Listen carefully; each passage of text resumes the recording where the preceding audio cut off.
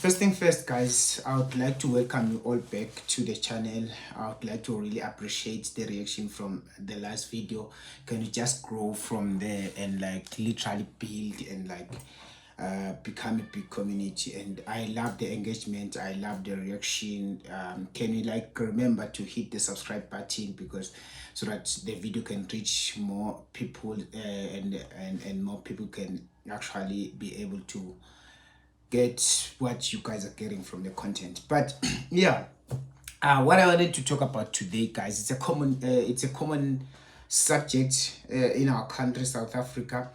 And for the last week, I've been watching the portfolio committees, the exchanges between the executives of the departments of South Africa and the guys from parliament. It's been interesting. I think the entire country has been like jubilant and excited about how the interviews are being conducted and how the approach and the reaction from the executives of the departments. It's like it's fascinating.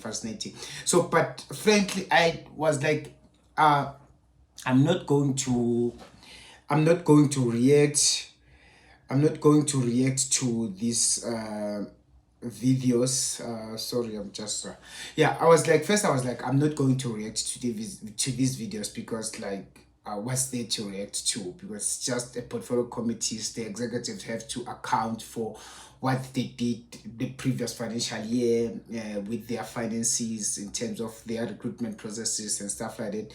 But after what happened to the Department of Justice, I was like, nah, guys, something is happening here. And it's exciting for us who are actually lives within the South Africa, who are actually directly affected by the status quo of our country. So I was like, I cannot react to this. I cannot like not say my piece on what I think is happening in the country right now.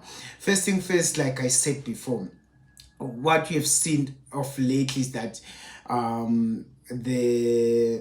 the white community in South Africa has started to speak out. They started to voice out their ideas, what they think and stuff like that. And yeah, I think this ties up to that, but let me reserve my comments for later after we've watched this brief part of the interviews and what happened to the justice system. So yeah, let's just get into it right away.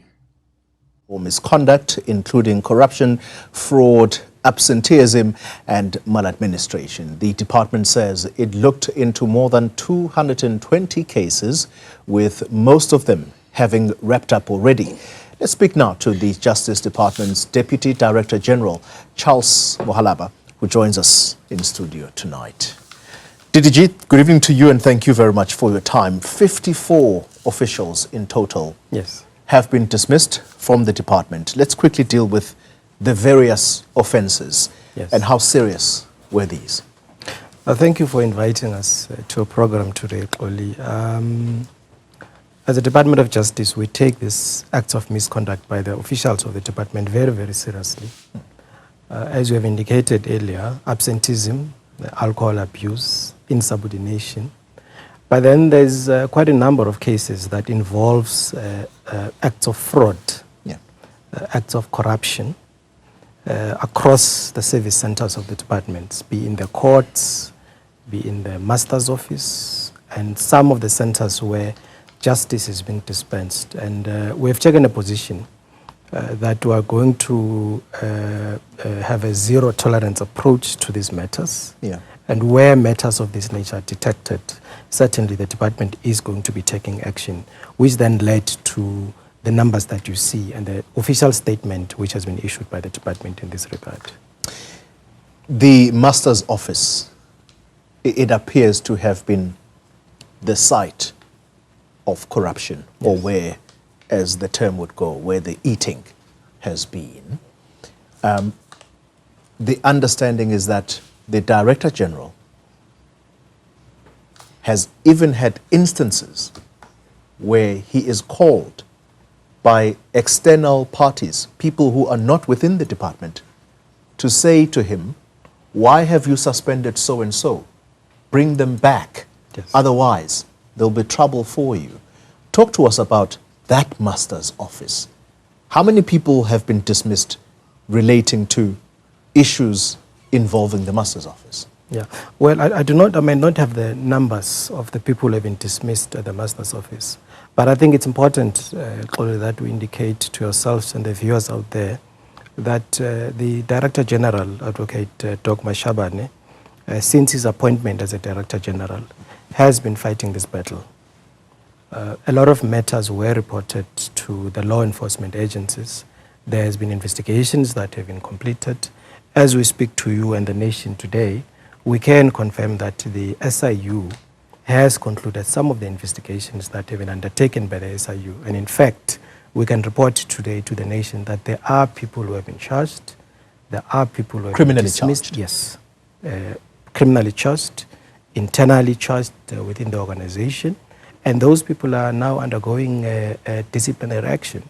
Some of them have been dismissed within the Department of Justice, particularly in the Master's Office. And we must indicate that you might have seen that since the appointment of our current minister, Minister Kupai, she has been very vocal, she has been very open and transparent in relation to some of the shenanigans that are currently happening in the Master's Office. And I think as a department, we are very clear. We are going to go after those people that are continuing to break the law, to commit acts of misconduct and corruption and bribery within the Master's Office. And that is the commitment that has been made by our minister since she has taken office. Noluntu Mpekwa. I haven't met her directly, yes. Actually, it's Professor, Doctor. Yes. She holds a BTech, a MTech, and a PhD. Very brilliant black South African female in this country. Do you know that in 2024 she applied for the Dean of the Faculty of Engineering, both Environment and Information Technology? Do you know of that? In 2019? 2024. Oh, last year, yes, yes, yes. So you do know? Yes. Do you confirm that this black African highly qualified professional met the requirements of this position? The minimum requirements. Do you agree, do you confirm that she fulfilled the requirements? Yes, she fulfilled the minimum requirements. Do you confirm that she was shortlisted and interviewed? Yes. Could you kindly tell the country who ended up getting the job? Was it a South African or was it a foreigner? It was an internal candidate who is a foreign national. Sorry, BC? A foreign national female internal candidate. Is that a scarce skill? The dean of the faculty? In STEM-related issues, it can be a scarce skill. In this instance, I'm putting before you a highly qualified South African black female professional who qualifies. In this instance, that's not a scarce skill because you have someone that can fill the position who is South African. A foreign national was given the position over and above this person.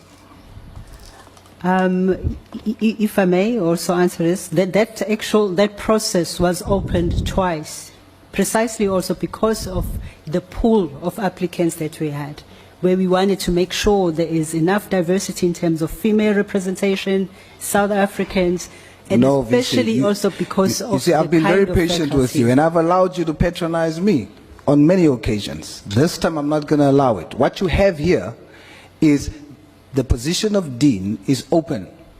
There is a South African black female who has applied and who is qualified. She holds a doctorate. She qualifies for that position. She doesn't get it. The person who gets it is a foreign national. That is not a scarce skill. The law requires that the only time you can do what you did is if it is a scarce skill.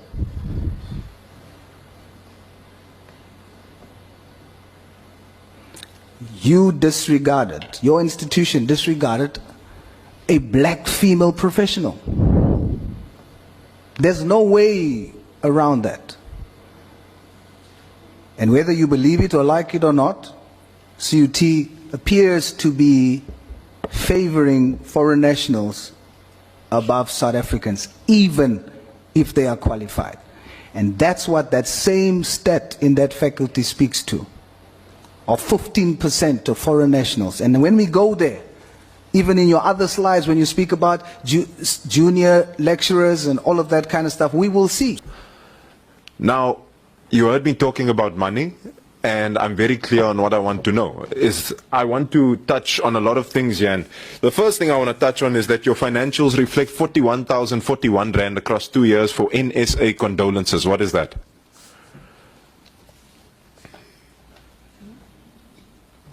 Is there anyone to respond to me on finances here? I expect the CEO to be able to respond on finances.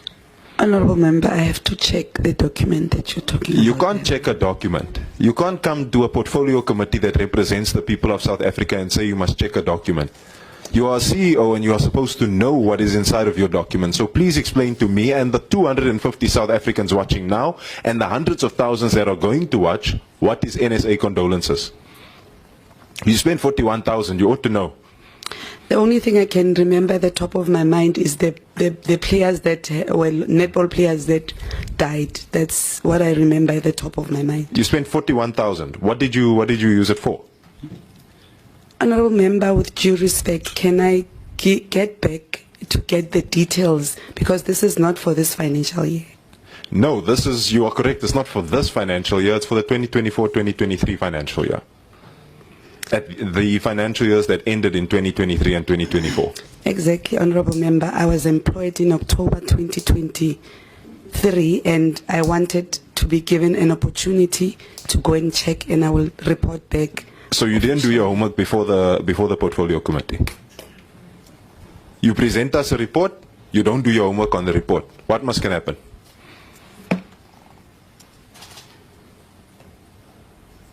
Yes? I did my homework. Now you don't know what the 41,041 Rand was for.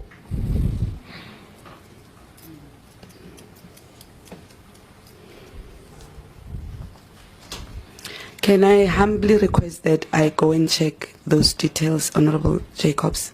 You cannot humbly request that you go and check details. It doesn't matter how you change the wording of your request. I want the answer now. I don't have the answer now. So you don't have the answer? Yes. Thank you very much. Yeah, so guys, I think we've just seen what transpired from the few videos I've shown you. So we've got the portfolio committees, then we've got the interview with Oli of African News, I think. My mistake if I did a mistake. So what happened is we just find out that from the Department of Justice, I think they've let go of 54 individuals due to the reasons of corruption and other reasons like coming to work drunk and stuff like that. Then from the portfolio committees, we know what portfolio committees do. They actually like the executives have to like a report. They give a report on or they account on the previous financial years on what they did. So, but first thing first, I wanted us to speak mostly about fraud and corruption. Let me just go through let me just find the exact and direct definition of the term corruption before like we just get to anything. Let's just get the definition out there, because I think it's important to be able to define what the kind of animal we are going to be speaking about, because if we are not so certain, or if we are not on the same page, we might lose each other along the way. Because I think the reason why South Africa is where they are at in terms of corruption and complacency, fraud and everything, it's because the definition and the understanding of the term got lost somewhere in all this confusion. Corruption, definition. So according to Google, corruption is dishonesty or fraudulent conduct by those in power, typically involving bribery. The process by which a word or expression is changed from its original state to one regarded as erroneous or okay, this I think the one we are looking for is the one on top. So one thing I wanted us to get to is the understanding that here they are saying dishonesty or fraudulent. That's corruption, fraudulent conduct. So it's an act. Corruption is an act. So a dishonest act or a fraudulent act. So I think fraudulent speaks more to the financial part, where an exchange of favors, exchange of money, exchange of services, in a sense, where somebody has to benefit for something that they are not selling, for a public service. If you are providing a public service to the public, you are not supposed to actually ask or gain any benefits from that, because you are already being paid to provide that service. So I think that's where fraud speaks to. But we are speaking of the dishonesty conduct in a sense. And in South Africa, I think this has been prevalent, because if you could tell, like, not only even on higher departments, even in departments on local instances, you find that now there's a lot of dishonesty and corruption, and there's a lot of dishonesty, bribery and favors exchange and stuff like that, especially when it comes to recruitment. That's because to us as the public, what will be on our face regularly and in an instant like that, it's instances where it comes to recruitment and hiring. Individuals are being hired because somebody knows somebody who's occupying a certain position, or who has an influence in a certain department, who can exchange whatever. And the reason why we are at the point we are at, it has become so privileged to the extent that even individuals of higher positions are just engaging in fraudulent acts or corruption without any consequences of any nature of that sort. We've seen not so long ago our president, the president of the country, they under his sofa in his farm, they found like millions of dollars. I mean, like US dollars. I mean, if you were to convert that, or if you were to refer that into rands, I think maybe it would reach the billions or something. Then the guy had those under a sofa. Like, you could see how complacent he has become. And that's one other point I wanted to reflect to say that individuals in departments, not only in government spaces, even in private spaces, because I am in private spaces, even in private spaces, you find that individuals have become complacent because the culture and the practice of corruption has sifted down to every part or every corner of the country. Like, you find that your child, you want to register your child at school, just a mere school, something that the kid won't even like bring any benefits to you instantly like that, but you have to know somebody, you have to bribe somebody so that your kid could get, at least like acquire like a reasonable education in this country.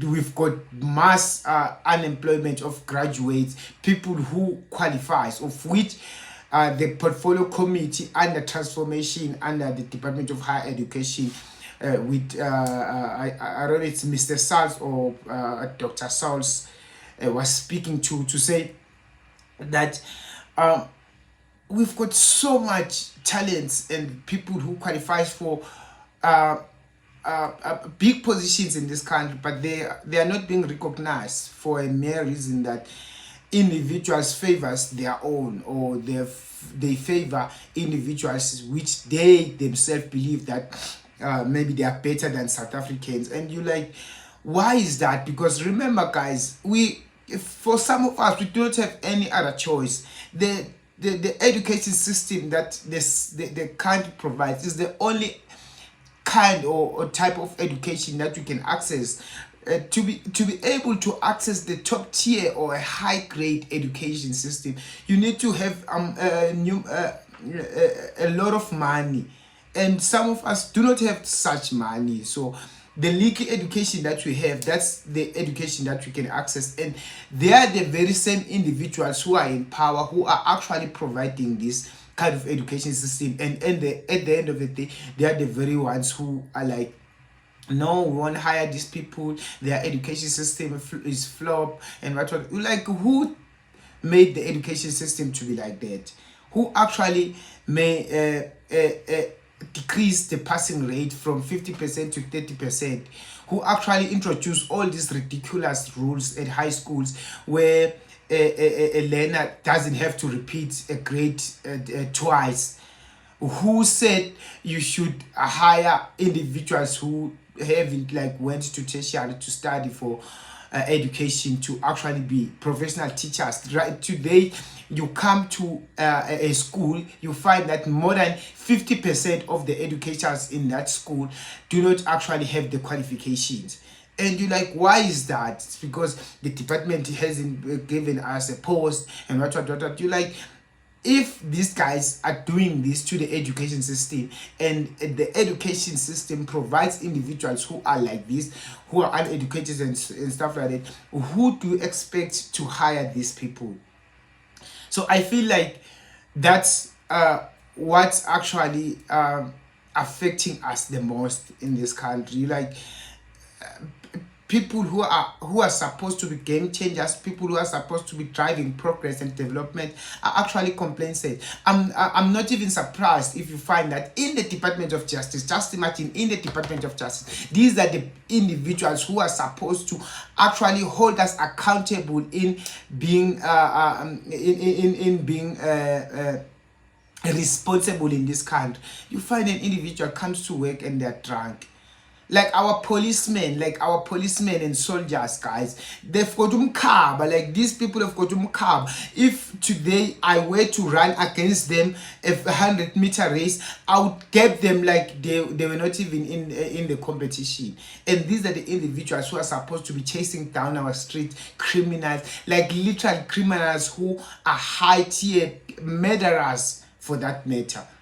And these individuals are drunk at work, they are absent every now and then. When you come there at a police station to certify a document, a literal certified document, you have to sit there for almost an hour.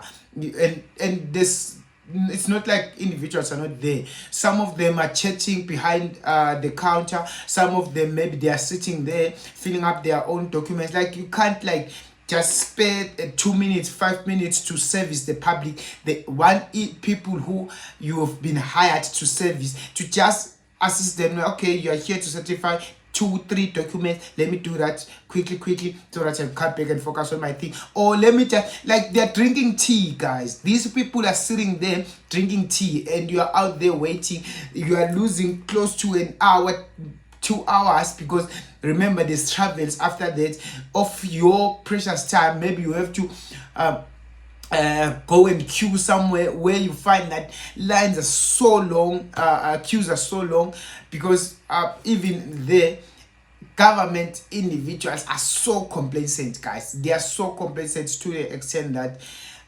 it's even boring to go to a public hospitals in these days, because you'd find that the queue there, it's so unbearable. Like, it's literally unbearable. And it's not like we do not have staff members. They are there. They are just focused on what they do, because they know that there are no consequences.